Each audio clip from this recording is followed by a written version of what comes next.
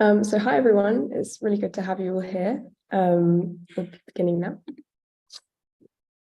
Yeah, we can start. Yes, be here.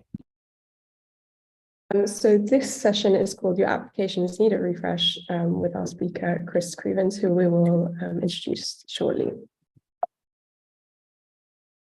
So just a quick introduction of myself. My name is Mia. I'm an associate product manager, and I've got a background in product management and growth. I work here at Product People. I have B2C experience at Backmarket and B2B experience at Oracle and Workforce. So just a brief introduction to Product People.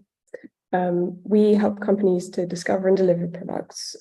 So we empower product management community through events like this, through podcasts and through content online. And we take on the hands-on work of a product manager and product owner, ops or product leader on an interim and fractional basis at companies who are suffering from the absence of a product manager. So we onboard fast, align teams, and deliver outcomes.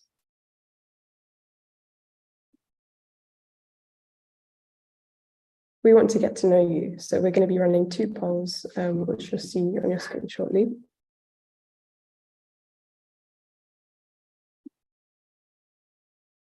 And now to introduce our wonderful speaker, Krists. Krists is a product manager at VMware, and I'm sure that you will all benefit greatly from hearing what he has to say. Krists, if you want to give a wave to everyone. Yeah. Hi, everyone. So I'm Krists. I'm really looking forward to introducing my topic today to you. And Mia, whenever you tell me to start, I can start. Take the way. I'll stop sharing. Perfect. So if just a quick tech check, Mia, just give me a thumbs up if you can see my screen and this audio is good.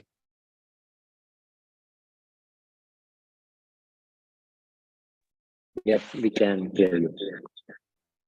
Okay, so everyone, today I would like to talk to you about the topic of application modernization, because this is something that we at VMware and at Tanzu Labs have to deal with quite often.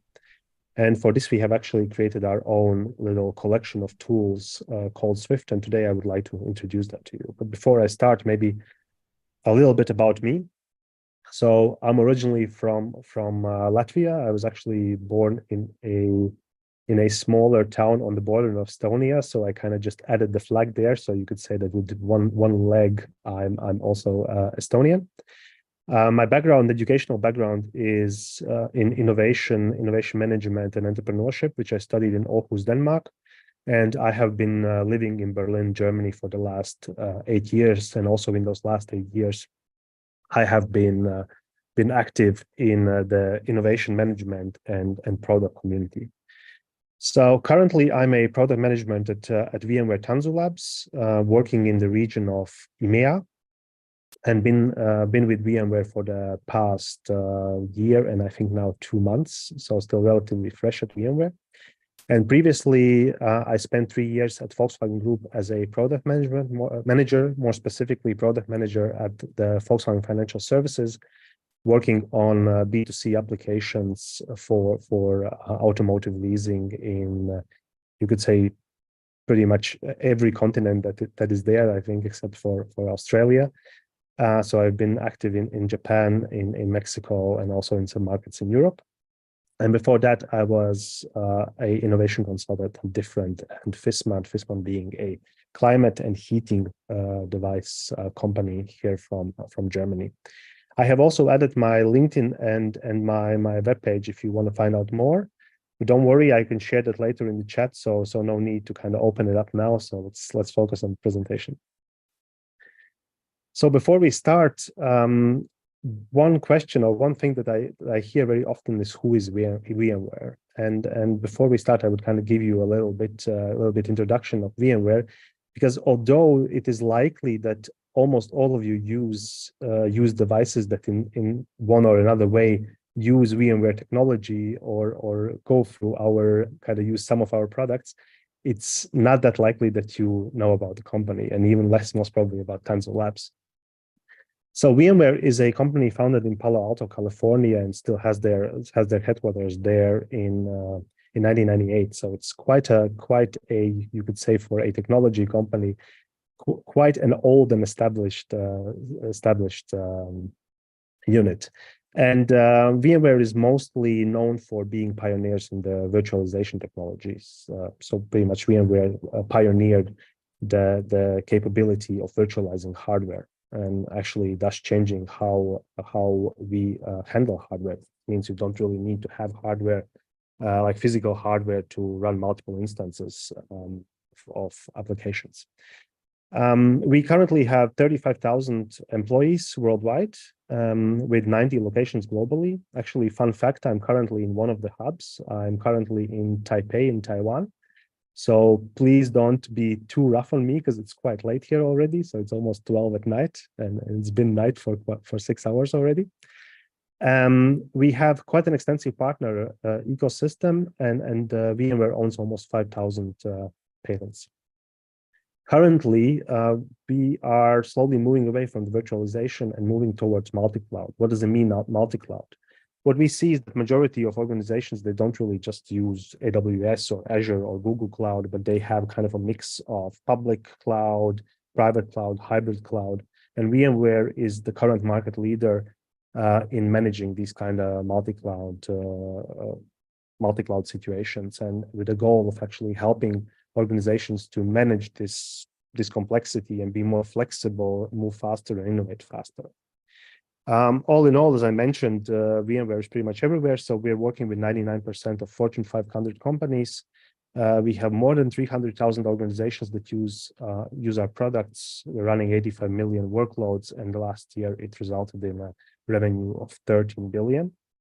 So it's quite substantial, but as I mentioned, it's more of a tech, or I like to call it an engine room company, right? So it's not really, we don't really build a car.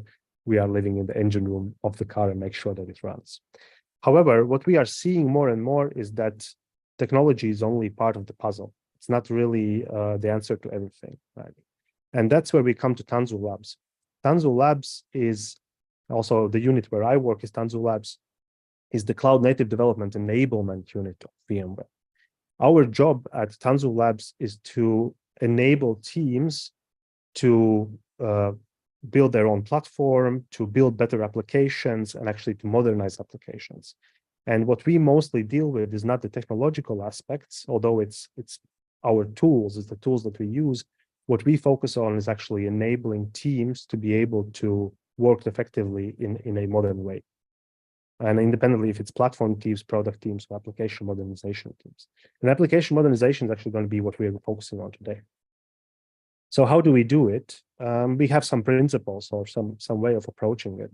One of our principles is to, whatever we do is always going to be focused on business outcomes. So also today, you're going to be seeing that the methodology I introduce you focuses very much on business outcomes. We also focus on high speed. Means we want to make sure that teams are able to perform quickly and actually deliver value to organizations quickly. Another principle is manage risk. Whatever we do iteratively, and we want our customers to also work in an iterative way, avoiding analysis paralysis, also reducing risk that they are facing. And finally, what I personally find to be a really, really interesting approach is we always pair together with the customer team. That means we call this a I do, we do, you do approach. We usually start working with teams that are maybe not really fluent in developing modern applications. And then by working with them together all day, every day in pairs, we actually enable them in a relatively quick time to be able to work effectively. And I hope that today I can use some of these principles, some of these approaches, and introduce to methods how we actually do it or what tools do we use to actually be able to cover these principles. Here are some of our clients, and I hope you will also be quite happy today about the things that I will be able to share. So yeah, without further ado, I think let's start. So what is the challenge, and why do VMware think that actually modernization is quite of a key PM skill? If we look at the most common and most popular product management books and resources, a lot of them focus on you operating in a kind of very much greenfield environment in kind of a perfect world, right? You have a new application, you want to solve a customer problem, you have shiny microservices running there, and kind of the only thing that's holding you back is maybe not knowing the right methods or not really having the right approach or the right knowledge to really keep your team innovating and kind of solving the customer problems. However, especially in Germany, and me having been at such a big company as Volkswagen, I know this firsthand, this is not always reality. It's actually more likely that you as a product manager, when you join a company, an existing company, it's more likely that you're not going to work on something that's completely new, but something that has been around already for a while. Or even if you're going to start working on something new, you're most likely going to be dependent on some kind of legacy or pre-existing systems that have been there before you. And what we see usually working with our clients is that there's certain types of issues or challenges that product management teams or product managers and product teams face in larger organizations or organizations that have been around for a while. So one challenge we see is that a lot of systems are quite old and have been built over time. So that means you as a product team, although you are trying to build kind of the perfect new modern application, you often run into services that are really complex and not well documented. And all of this actually leads to your team's innovation capability and speed at which your team can innovate slowly falling down. Another challenge we see is that you might need to access data, or you might need to become part of a tightly dependent kind of bunch of legacy applications, right? You might be using, for example, database that is actually owned by another application that might be 20, 30 years old, right? Again, these are things you need to accommodate with, and these are things that actually limit your capability as a product manager and product team to innovate within your domain. You might be actually using also applications that introduce security issues, right? So this is something you might need to manage on top of just not only building a great product for your customers, but you also need to manage risks that you are facing. And what often happens is, especially with very proactive product managers who want to solve problems and want to move quickly, they decide to actually kind of circumvent and find workarounds on how to deal with these kind of challenges. But as a result of this, you actually start introducing tech debt in your product, or you also are introducing solutions that are not really conformed with the broader organization. And we say, well, isn't there just a way to replace and change and maybe just like kind of throw out these old applications? Let's build everything new. Well, usually you as a product manager who wants to build a new application or is running an application, you actually are not yet in the position to have this leverage. A lot of these organizations have products that have been around for many, many years, products that have millions of users.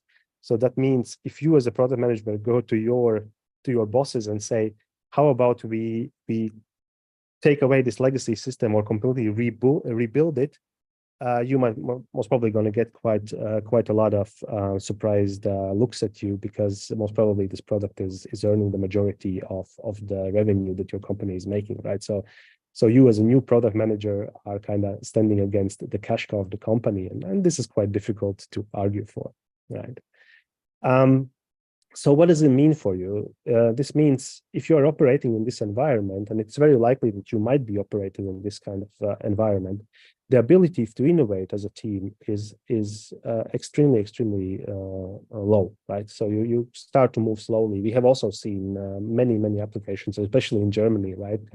An application that looks really nice, but somehow doesn't work really well. And this is very likely that this is because of dependencies on legacy applications.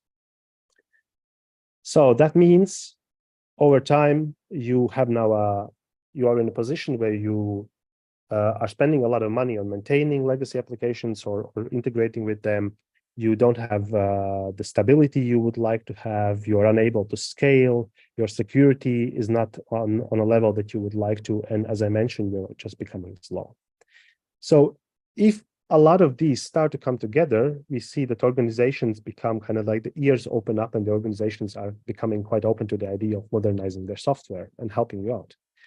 But usually this approach, what happens is that they give this to a team of architects, and they will say, well, now kind of try to figure out this, what we call big ball of mud, and figure out how the hell can we modernize this.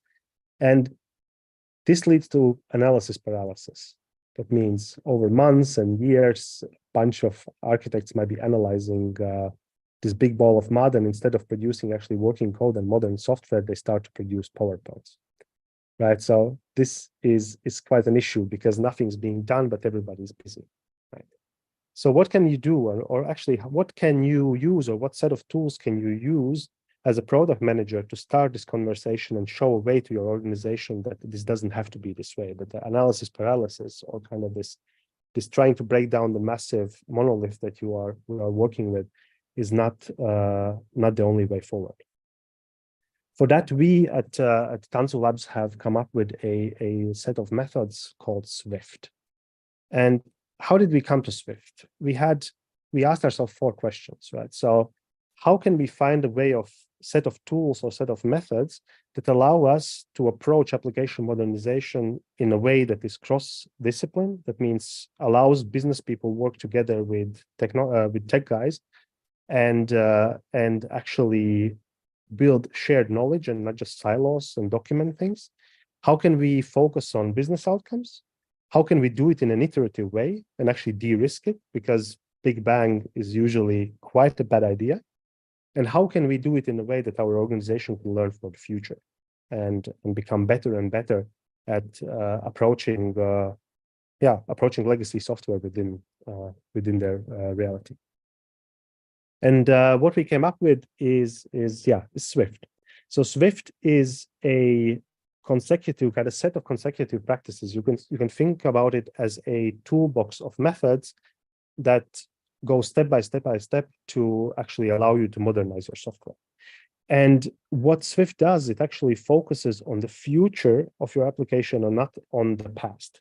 What we talk about in Swift is always, how can we design a approach to modernization, to modernizing software in a way that it actually caters to the business needs and not to the technology. So we always talk about design and not technology when we do Swift.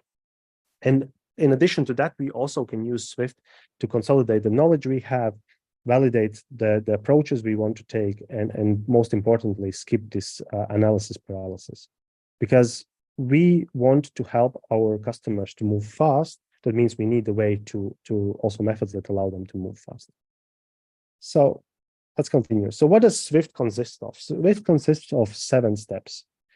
The step 1 is we always want to have clear goals and also non-goals, right? So we always define objectives and key results. Afterwards, we use Event Storm, actually a method that you might have heard from domain-driven design. It's a method invented by Antonio Brandolini, I think. And this allows us to actually talk about how our application or how our business functions and create a shared understanding across business and technology. After that, we move into selecting a fin slice. Fin slice is, you can think of as a first iteration, or we select an iteration that we want to start, like a smaller piece.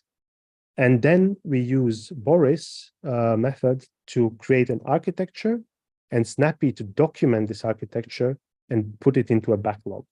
And once we have put it into a backlog, we can use Swift to use this backlog actually to build the software, see what worked, and move again. So it's an iterative approach. Today, I will focus on the steps 2, 3, and 4, because steps 2, 3, 4, and 5, because I think those are kind of the most special about our approach. So what do you need to start? To start modernizing software using Swift approach, you first of all need people. What we recommend is for a Swift session to invite anyone who actually has interest into modernizing software. So that means usually we invite the product teams, architects, stakeholders, designers, engineers. One feedback that you usually hear about this is, okay, this is way too many people, this is way too expensive. So why can't we just do it in a smaller group? We have done it in a smaller group, but what we see is usually when you need to update everybody about the results, it actually costs you more time than just bringing people together in one room. So our recommendation, take everyone you think is interested in this, bring them into one room. The second thing you need is objectives and key results. You want to have a clear focus. So before you start, definitely talk with your stakeholders about what is the objective and what is the business objective you are trying to achieve by modernizing software, right? So what is the problem that you are facing and what is the things you want to focus on? And the last thing that you need is location. We recommend to do it in a physical space. I know over the last 3 years, it has been quite challenging to actually do things in a physical space. So if you are unable to bring everybody together in one room, we recommend you to do it in a, for example, Miro board or any other digital collaboration space. However, here's a tip from my side, please avoid hybrid, because I don't know about you, in my experience, hybrid has never really worked well. And what we have seen, it creates two challenges if you do it in a hybrid environment, is that you have problems documenting things because part of it is digital, part of it is physical. And you also have the issue that you usually lose people who are joining digitally, right? Because they start checking their phones and emails. So don't do that. All right, let's move. So the first step, event storming. Event storming is a efficient and lightweight approach, so comparably lightweight approach to create a shared understanding about how the business works. Because we want to achieve that the tech people and the business people have the same level of knowledge about how your business functions and how your business should function.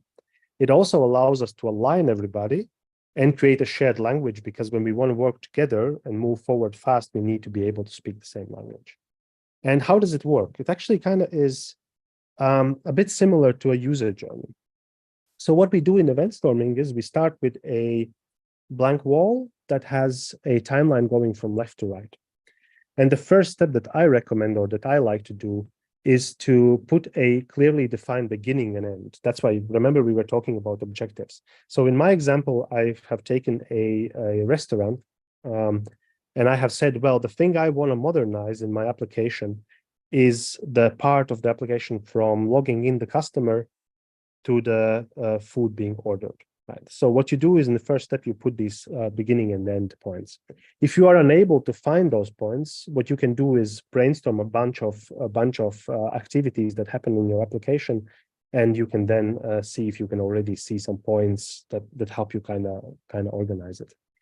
But once we have the beginning and the end, what we do, we go into a brainstorm session. We ask everybody who's involved in the room, no matter if they're an architect, a designer, or a business person, to brainstorm events that happen in your business between those 2 points.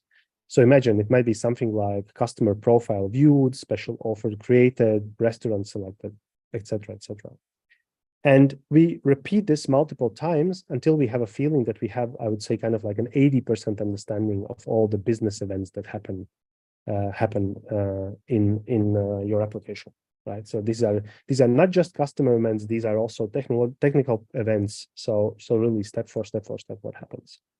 And once you have done that, you already will see that there's going to be a much better understanding in the room between all the people involved about what your application actually does. Here, maybe a little tip, we often hear from people that this is unnecessary many years, and they know it very well.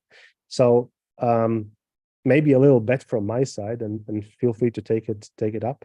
If you try out using Swift in your organization and everybody knows the process perfectly in and out, you can write me on LinkedIn. I will buy you a beer or a coffee or whatever you would like, because so far I haven't seen it ever happen. And usually around step 3, there's a lot of questions like, are we really treating a login like this? Are we really selecting items like that?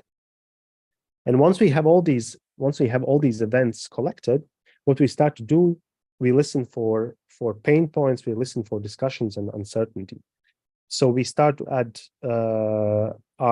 issues to our events that we either know or that we suspect to be there. So imagine somebody might say that well, I often experience that when selecting the customer location, there are UX issues, or you might see that certain types of systems are not working, or certain types of the journey are working slowly.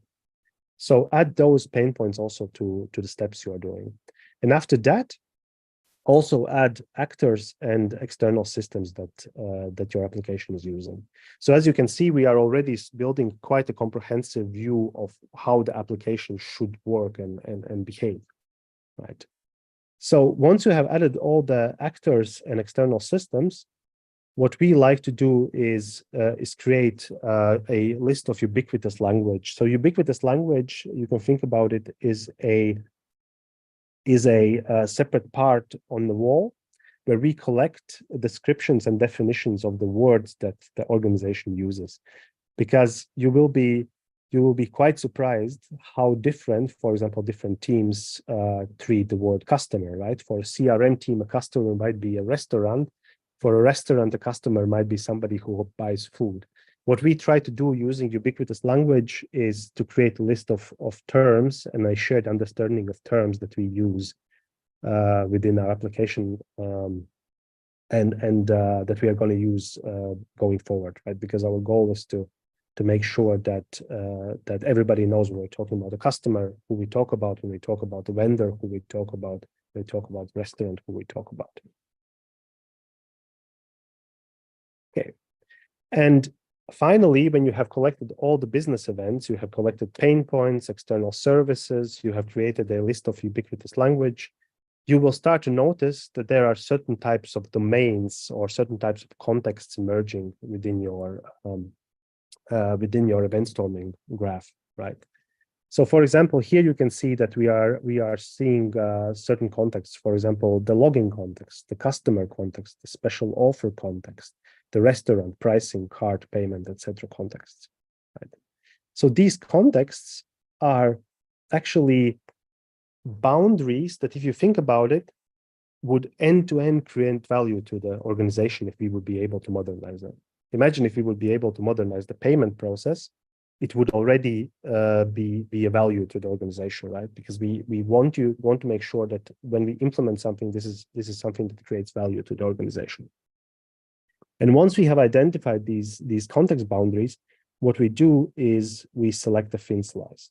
And a thin slice is a part of our event storming that we think would be the best to start with to modernize. So usually, if you have done this before, what we would recommend is go with the part that has the most pain points, right? Because you want to solve the most pain points for your customer and create value for your customer.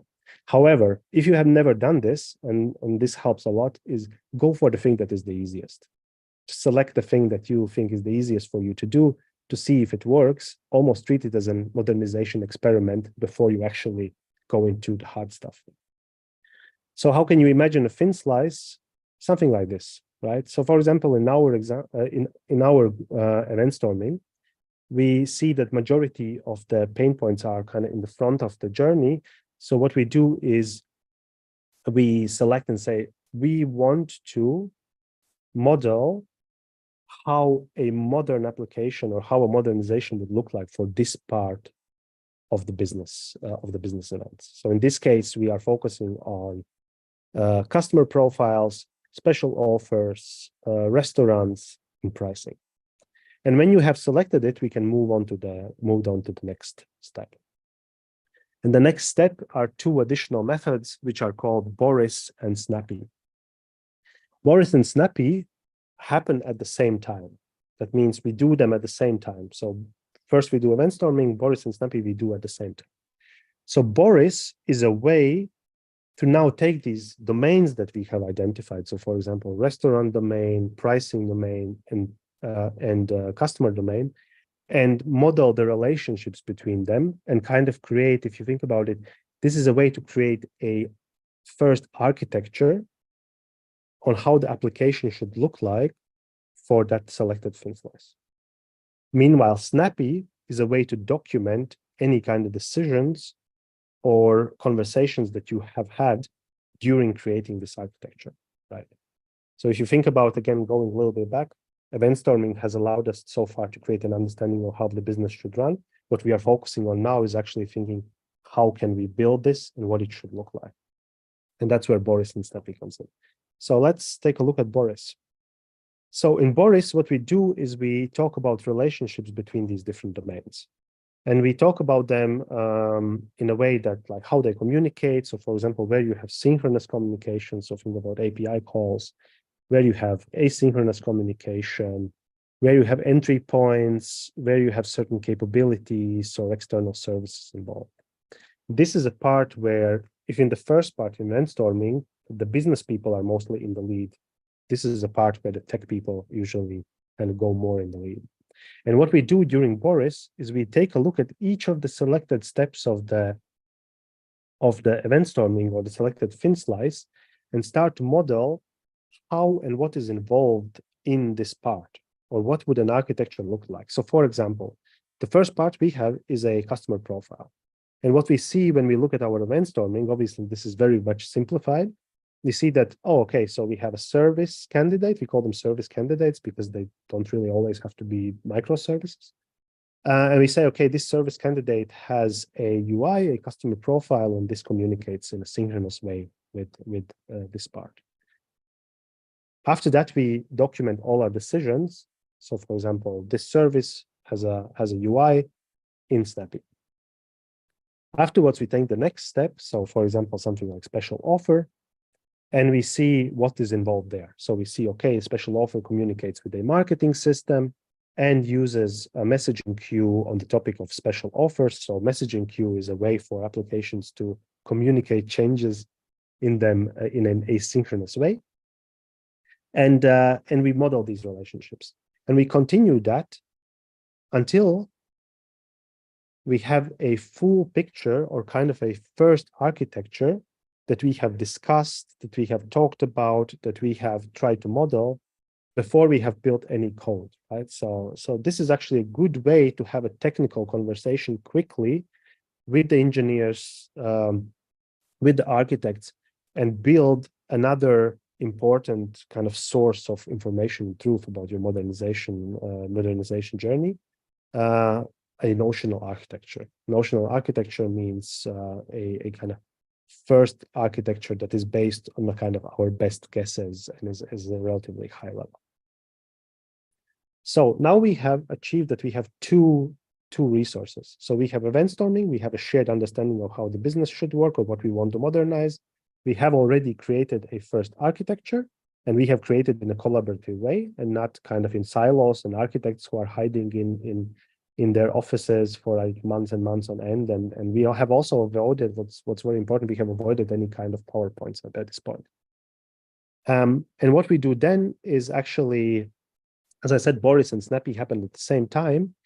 While doing Boris, we also fill out Snappy. And Snappy is a bit of a, you could say it's kind of like a canvas, kind of like a business model canvas in some way for services.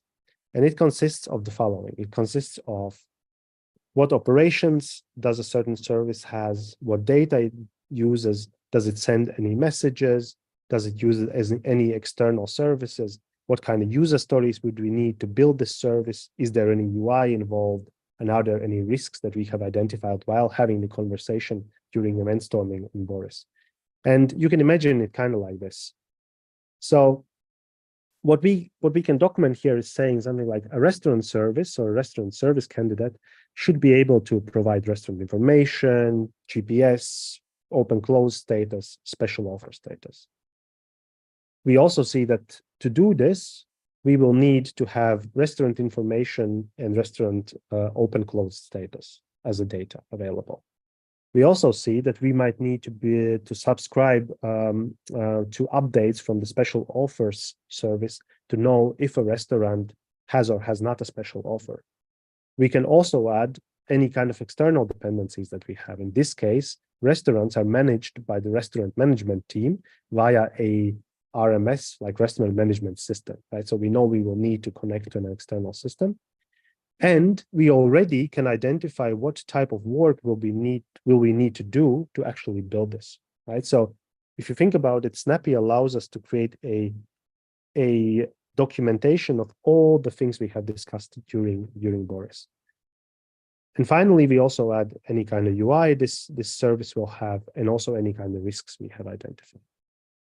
So if you look at these 3 steps that we just talked about, event storming, Boris, and Snappy, it actually is a fast way and kind of like a described way to quickly create very, very important assets that allow you as a product manager to have conversations about modernization, motivate your teams to actually start thinking about it, and avoid analysis paralysis while creating these 3 very, very important assets. A shared understanding about your business process, a first architecture that is needed for modernizing your software, and also a documentation of any kind of data, UI, user stories, etc. And the cool part for you as a product manager, and for anybody else who's involved in doing a kind of like participating in a Swift session, is that when you leave the room, you can use these assets to immediately start working on the application, because you even have already your first user stories for the FinSlice defined. So what happens next? So you have your event storming, you have your FinSlice, you have your Boris, and you have your Snappy with the user stories. What you do is you start coding. So you code, you look if it works, you see if you can actually modernize your software.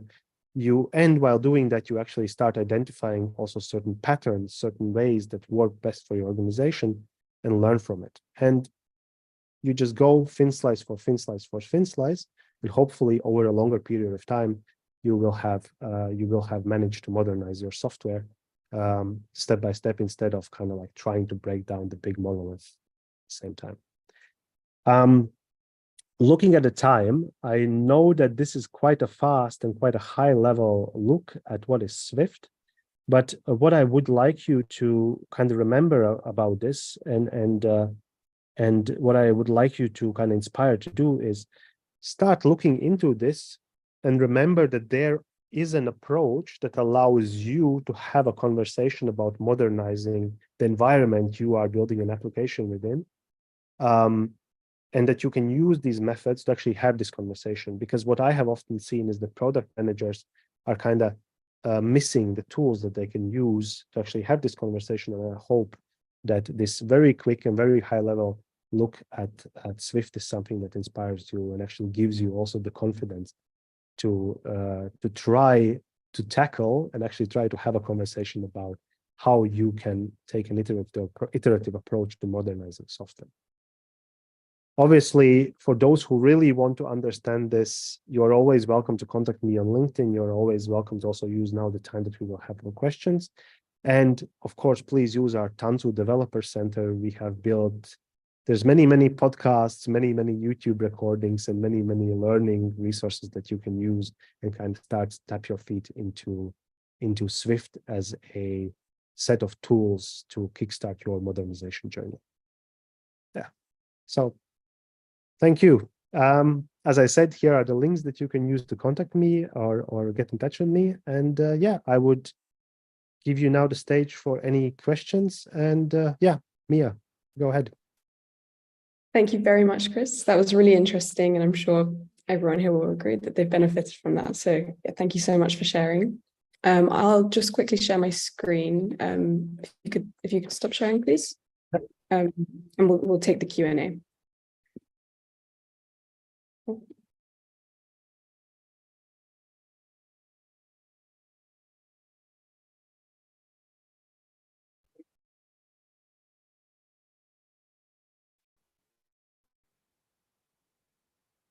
Sorry, one sec.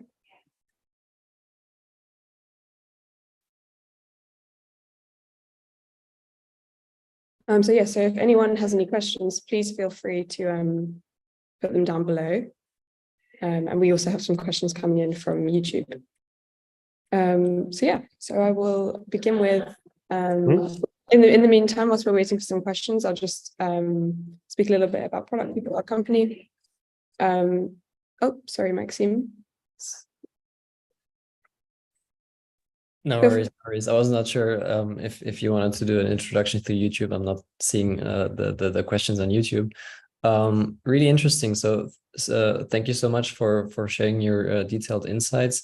I just had a very operational and practical question.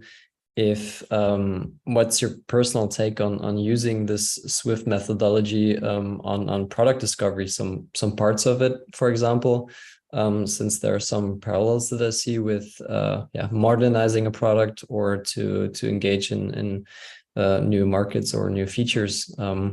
Just out of the gut, what's your personal take on that? I think especially for if you are exploring or creating new products, I would recommend to maybe start with the customer journey and focus on that. So start with the customer journey. However, although we use this for modernization, I agree with you that this can be a very good set of tools and a very good approach to quickly also document a new product or have a conversation about a new product. Because as mentioned, in Swift, using Swift, we want to look at how the software that you are trying, or how the goal that you're trying to achieve and the software that you have wants to behave. And this is a similar actually challenge that you have when you try to build a new product. So in my opinion, this can be used also to have these conversations and facilitate these conversations and create a first design of an application that maybe goes beyond just the customer journey, but also has some of those more challenging conversations about the potential technical implications it might have. And what I like about it is that it's always a conversation that is not just purely technical or purely customer driven. It is somewhere in the middle and gives you insight in both of those sides. So John, if you wanna use it, just go ahead. Thank you so much. Yeah, it was a spontaneous thought when you mentioned the user numbers in the beginning, and in the first approaches, having all the stakeholders aligned. So yeah, thank you for your insight. Thank you, John. We're just collecting some more questions. So I'll take this time just to inform you a little bit more about product people. So here you can see the UK use cases for when to engage us. So first and foremost, we provide interim and fractional product management services or product leadership. So to cover parental leave, to help out with important and urgent initiatives, and to cover whilst you're hiring, because it often takes 3 to 9 months to find a product manager that can work in-house full-time. Second use case is we are product coaches and consultants. So we can coach your product management team and instill them with product management skills. And lastly, we come in to do product discovery in-house. And here you can see what we're not. We're not recruiters. We aren't freelance marketplace, and we're not development or design agency.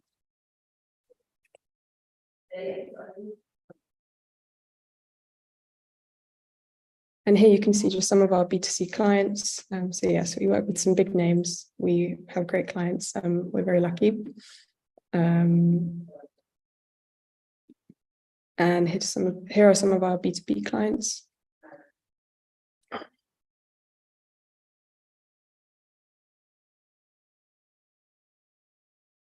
And as you can see, we get some great feedback.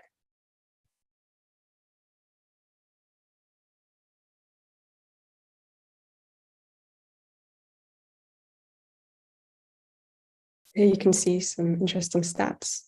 200 cross-functional teams have been supported by us, ranging from Series A startups to publicly listed companies. We have 40 product leaders and product managers, and we have 60% women in the team. And here are some of our team members. So now we'll move on to the questions that we have for you. I'll read those out now. So Chris, we have a question from Sabina. Have you worked with legacy app creators during modernization? If so, what are the common problems or benefits when they're involved? Could you please repeat it? Sorry, it was audio was not that great. No problem. Have you worked with legacy app creators during modernization? If so, what are common problems or benefits when they're involved? So I think that the biggest benefit is, the biggest benefit I have seen, it creates a great environment to have conversations that maybe have not really happened in one room together with people, right? So I think the biggest benefit you have is you create an environment where people feel safe talk about it, or teams feel safe talking about the product, and you focus on the product and how this product wants to behave, instead of talking about maybe the existing legacy software and how it doesn't work in the way that it's supposed to be. Because you have to consider that a lot of those people involved maybe have worked on a product for 10, 20 years. So there's a lot of emotions and a lot of love towards what they have built. And I always say nobody builds bad software with intention, right? It's not something that happens. It's mostly just a time question. So what I think is the biggest benefit is really having this conversation about what we want to achieve together, instead of having a conversation about what doesn't work and what needs to be fixed. And it can be really empowering for the team. And another benefit is that what you come out with is already something tangible. So you have an architecture that you go out with, you have kind of a business process that you go out with, and you go out with user stories. So there is this feeling of taking immediate action, instead of having had conversations for multiple days for nothing to happen. Right? So there is this immediate sense of action. The biggest challenge I have seen is that it also requires a change of mindset in the company when you start to implement these kind of things, right? So you want to work in an iterative way. It won't really help you if you do this kind of approach, and then afterwards just switch back to kind of, I don't know, 2-year planning with pre-planned outcomes, and this is how we're going to do modernization. So definitely it's a challenge for teams to change the way they are working. So in our experience, it's best to look for teams that are maybe able to, or are best positioned to actually work in an iterative way, or I don't want to say agile, because there's also different other methodologies, but work in an iterative way for the first slice that you are implementing, just to also create some credibility within the organization and not make your life too hard. Yeah. Thank you. Annie asks, how does Swift methodology coincide with agile methodology? Does one have to choose either one methodology? No, not at all, because they actually do quite different ways, right? The agile methodology is how you then implement whatever you want to build. And Swift, what Swift does is it just helps you to create a good starting point for modernizing your software. Sure, it works, and as I mentioned, it works. It considers an iterative approach, right? So working in an agile way, it will be required, or ability to learn and improve over time will be required. So I would say Swift plus Agile is a really good idea. And also in our engagements, what we do is we do weekly retros, we do weekly plannings, because we want to work in an iterative way. We want to show that it is very, very, very good for the team to work in such way, and it also produces the best results. However, it doesn't have to be, right? That's right. So you can use Swift together with Agile. There's no problem. You don't have to choose either or. Thank you. Someone else asks, given the challenges mentioned about legacy applications becoming hard to maintain and expensive to scale, could you highlight key aspects or principles of the Swift methodology that address these issues effectively?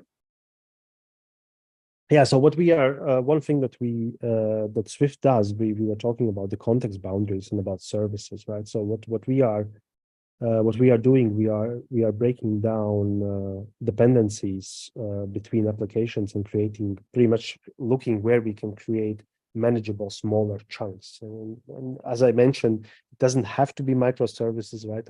Every time I talk with our developers, they always say it doesn't have to be a microservice, and microservice is kind of loaded word, but what it allows you is to make to break down your software into smaller manageable chunks that each deliver a value. And by doing that, it allows you to actually down the road manage each of these chunks separately from each other. That means, for example, if you need to do changes in the customer part or in the restaurant service, the other services won't be affected, right? So down the road, this will give you a chance to scale much better, reduce any kind of risks or dependencies between these parts, and actually make software that is much better for running in a modern cloud native environment.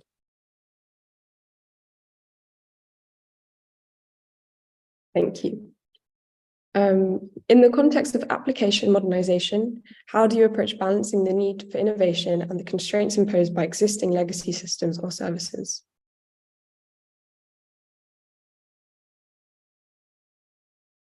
Well, it kind of depends, right? Because it depends what is